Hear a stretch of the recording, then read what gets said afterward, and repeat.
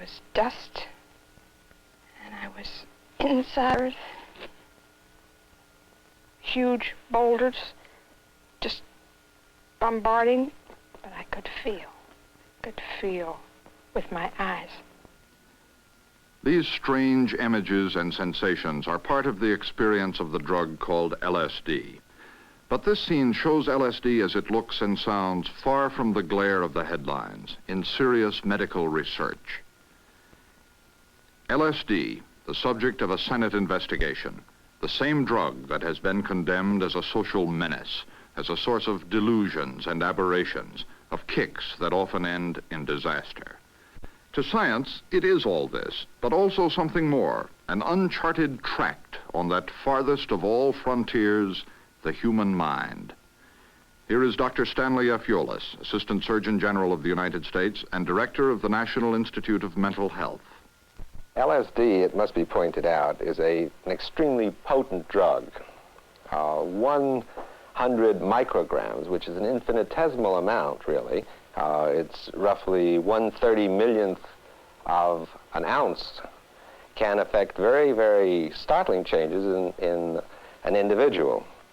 And so it is, from the public health point of view, a dangerous drug. On the other hand, it's because, again, of its potency, it's an important drug in terms of research into the treatment of mental and emotional disorders. And for that reason, I would encourage as much controlled investigation by responsible investigators of the effects, the chemistry, the uses of LSD as a drug. This woman is one of the principals in a controlled scientific investigation of LSD.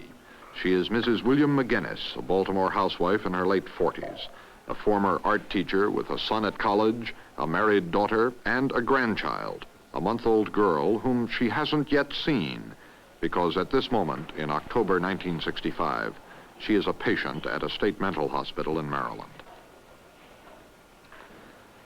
This man is also one of the subjects. He is Arthur King, 33, father of 3 boys, and in October 1965, a patient in the alcoholics ward of the same hospital. King and Mrs. McGinnis are among some 500 people who have been treated with LSD for emotional disorders in research projects sponsored by a federal agency, the National Institute of Mental Health. Their experience, extraordinary as it is, bears little resemblance to the headlong adventures and misadventures reported in recent headlines. It was undertaken not for kicks, but in search of the help they desperately needed. It took place in a modest white frame building called Cottage 13. In this broadcast, we will follow the quest and the trial of Arthur King and Peg McGinnis, the experiment and how it affected their lives. We will follow it with the open-minded but questioning attitude that reporters must assume toward a subject like the hazardous, provocative drug called LSD.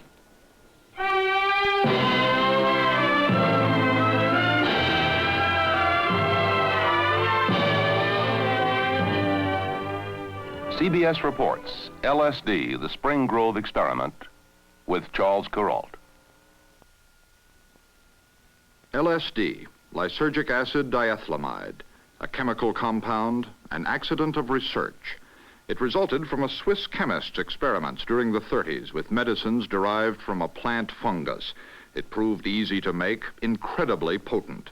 A single ounce contains 300,000 doses, each dose drastic in its effects.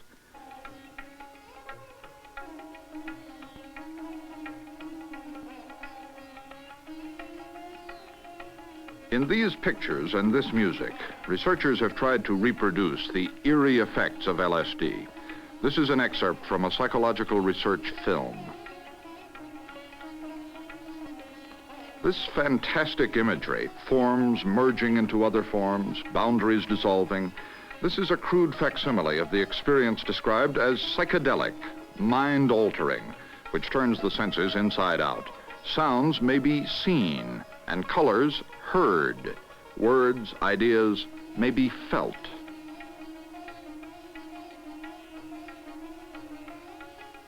Science has its own descriptions. LSD, it suggests, alters the chemistry of cells in the brain, alters it in a way that exposes the mind to shattering impressions or to guidance. Memory can be pried open, buried feelings released. With LSD, some psychiatrists say, they can reach and perhaps restore disordered minds.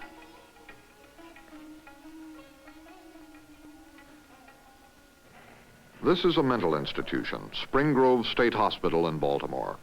It is one of 4 places in the country where research on LSD treatment continues under federal sponsorship, continues in spite of the cutoff of supplies by the one licensed manufacturer. The project is limited, experimental. Of the 2,500 patients in Spring Grove at any one time, only 6 or 8 are being treated with LSD.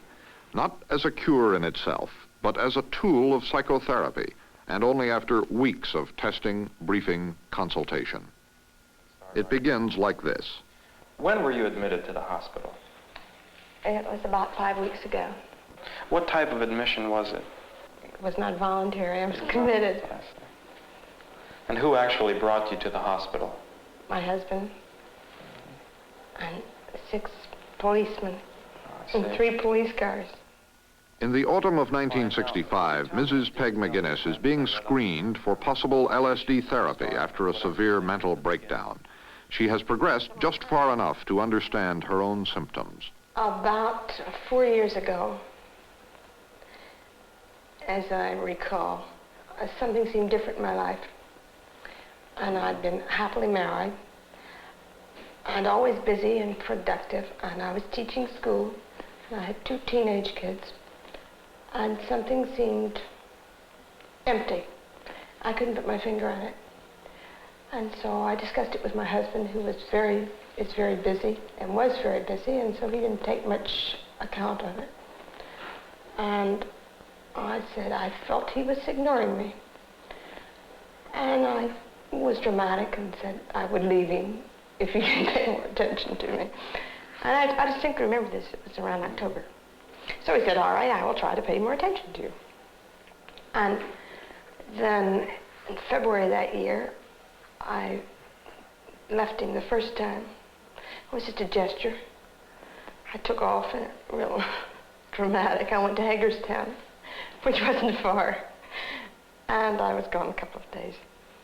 And I called him and he said, please come back. And I said, well, I don't feel important in your life anymore.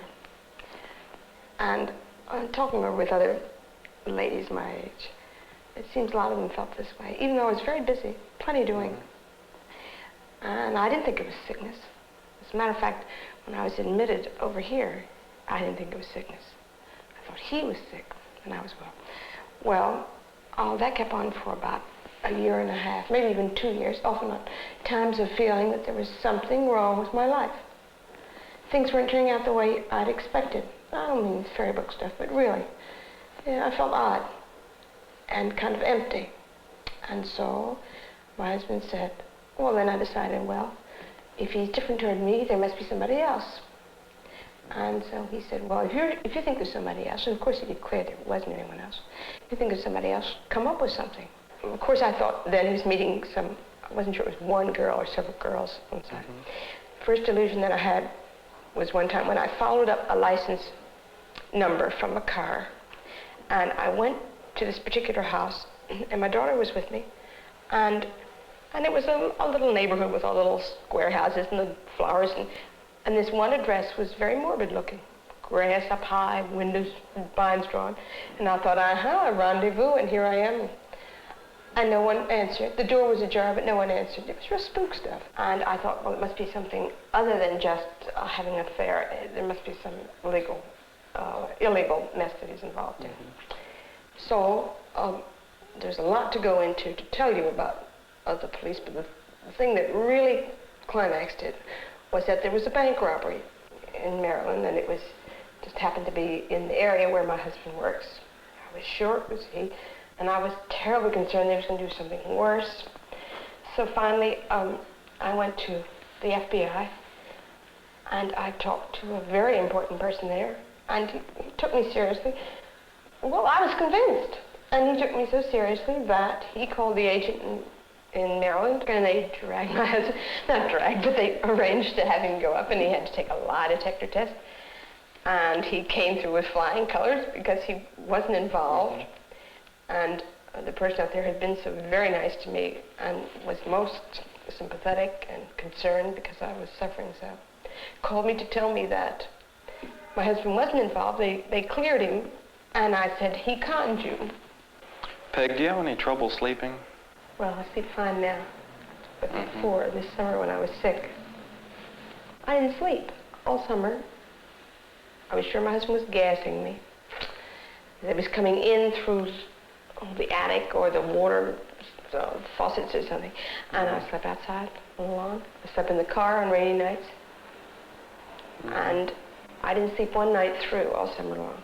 By that time, we'd gone to a marriage counselor. The marriage counselor had suggested that we both be examined by a psychiatrist. I was still working on my proof positive that my husband was ill and needed help. Then, in working on that, I stumbled across family snapshots. And still working, oh, this will do it. And it appeared to me that there were images in there, in the family snapshots. Some pornographic images, some other ones that seemed very contrived. My husband under my foot and real corny. Well, anyhow, and this was going to be the proof positive. When I had these, I called a psychiatrist and made an appointment for my husband, thinking he was indeed ill. Here was the final proof. And we could save him from his terrible fate.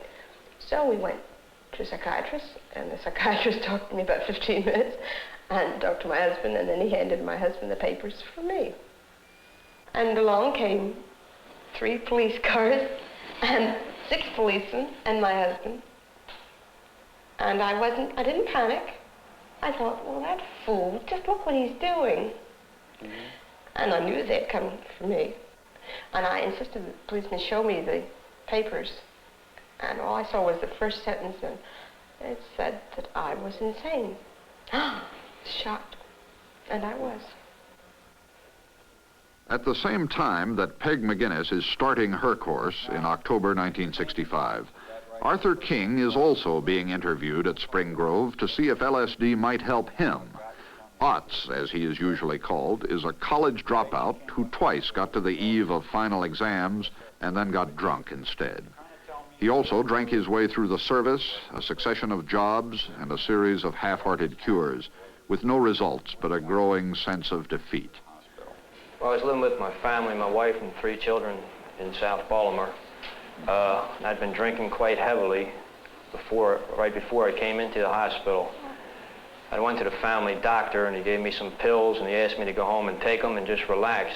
And I told him I was afraid to go home. I didn't want to go home, and I wasn't going to go home. And he said, why? And I couldn't explain why. Is there anything in your mind associated with those couple weeks just before you came to the hospital? No, I'd been drinking on and off for years. There's nothing. Nothing special was kind of happening in that. Now, when you want to drink, you can always find an excuse. It's either too hot or too cold, or if you have to, you start an argument with your wife and then go storming out of the house. But you can always find an excuse. Always something, huh? It's too wet. You just dream up excuses. Now, about when you were a kid, what was it like around the house? What was it like with your mother and father? And well, we got along very well. My father was just a regular, hard-working individual. He didn't smoke, he didn't drink. My mother was approximately the same way, although I did see her smoke once or twice, and occasionally she took a mixed drink. Was she the kind you could get close to? Well, she and I were very close. As a rule, she didn't get along too well with the neighbors. There seemed to be a lot of arguments with the neighbors. But within the household, we got along very well. Well, your own description of getting along with your mother, would you say it was real good or in the middle, or I would say it was real good. How do you get along with your wife when you're drinking heavy? Well, she would argue with me at first, and then she gave up on that, and once she locked me out and I broke the door down, she threatened maybe to leave or something like that. That didn't faze me. I didn't care. It's not that I didn't care for her, it's just that if she wanted to leave, I just told her there was the door. Go ahead and leave. but she stuck by me, and she hasn't left. Do you consider yourself an alcoholic? Yes, sir, definitely. It's caused me a lot of trouble in the past, and it's hurt a lot of things that I wanted to do and didn't complete. Just dropping out of school the way I did, or messing up in the service, or maybe losing a job for no apparent reason, even though I was doing well on it. And that seems to repeat over and over. And at this point, I feel that I haven't really accomplished anything. And I'd like to start over. All right, now I want you to take all 9 blocks and make this design. The weeks-long process of preparing for LSD therapy includes a battery of psychological tests. Partly, this is one more check to screen out patients so severely disturbed that they could not be reached and controlled while under the potent effects of the drug. It reminds me of can-can dancers. Primarily, it is to provide a basis for measuring the impact of LSD scientifically. This is part 1 in a before and after record of intelligence and emotions. I like Living. The first thing that comes to my mind, right. A mother. should let go. The only trouble It's time. I wish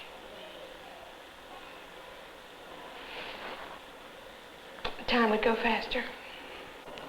men are hard to understand. Okay. I suffer. Less now than before. What's the main theme of the book of Genesis? The creation of the earth, of the world. Who wrote Faust? Goethe. What is ethnology? Ethnology is the study of the meaning of words. There is no passing or flunking this test. The question that really interests some researchers is this: will Ott's IQ score change after he has had LSD? They've been struck by the fact that in many cases there is a notable improvement, a greater facility to remember or to reason. But why, they cannot be sure. It may be the drug, it may be the psychotherapy that is the basic part of the treatment at Spring Grove. Okay, Peg, let's try to put together what we know now, what the situation was like in childhood. Your father was really Psychotherapy, the talking cure derived from Freud, the patient freely associating ideas, dreams, memories under the guidance of the therapist until underlying conflicts are identified, brought to the surface, and faced directly. The therapist is Dr. Sanford Unger, a psychologist trained in the treatment of mental disorders. Vowed to be strong and not to need. And this was your image. Okay. Now, think back to the time when you're married now to Willie, and I guess Cammy and Bill are born. You know. Okay. What did you think of yourself? First word comes up. First word is fake. Not consciously. That's the first word that came up. Now, do you feel you felt this back then? I may have. I don't remember that I felt that way. So it may be that I feel that way now, knowing that I was afraid and it was paper doll house. My father used to call me a faker. Just remembered it. When I was little. I used to spell it F-A-K-I-R. To my favorite faker, he wrote in a book once. What was fake?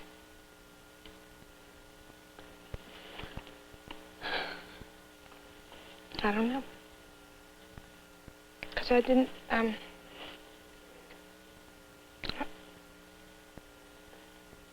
the person I'd created, that was fake. The perfect world, Yeah, sure. the storybook family. Yeah.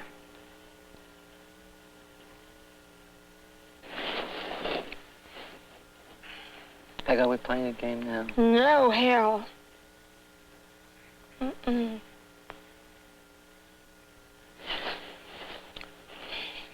It's hard to make like real. Is reality good? Is it? Well, I don't think a question of reality being good or bad. Why does it hurt? Why does it hurt to look and face something that... To feel it. Without any of the contrivances. Tell me more about what you're thinking. It's ugly.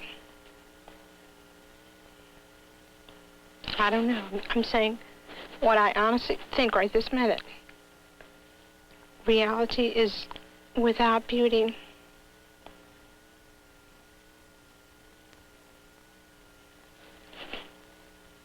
Is it? I don't know. This is what I feel. My relationship with other people is not a close one, as we've discussed before. It's more of a loner type of thing, and yet I like people. I want to be around people. I want to be a part of them, but I don't feel deeply towards them. I try, but I don't. Has there ever been anyone you have felt deeply close to? Well, certainly my children, my wife. But you do feel then not apart from them, not alone? I feel a part of them, but maybe I don't always show them as much affection as I should. I make the attempt, but... it doesn't come off. It doesn't, right, that's it. And it leaves you again with the sense of isolation. Right. That's it exactly. Now, actually, I'll be going over everything that may possibly be surprising, frightening, or in some way or other make it difficult for you during the LSD day, so that you'll know about it, so it won't surprise you. In this sense, it won't frighten you. You'll know it's not unusual or unnatural. It takes 15 hours of this intensive probing, an hour or two a day, before Peg will be ready to confront her own problems, the fears she has carried since childhood, under the different light, the strange dimension of LSD. There may be moments when you feel as if your own boundaries are dissolving, as if somehow you're merging into the universe. Is it like dying? This is not like dying, but you may feel, in fact, that, my God, I'm dying. Oh, I felt that before. Well, if you feel this way, die, Peg. Yeah. You're not dying. Well, And as a matter of fact, of that. That's it before. if you feel that you are dying, also know you'll feel reborn.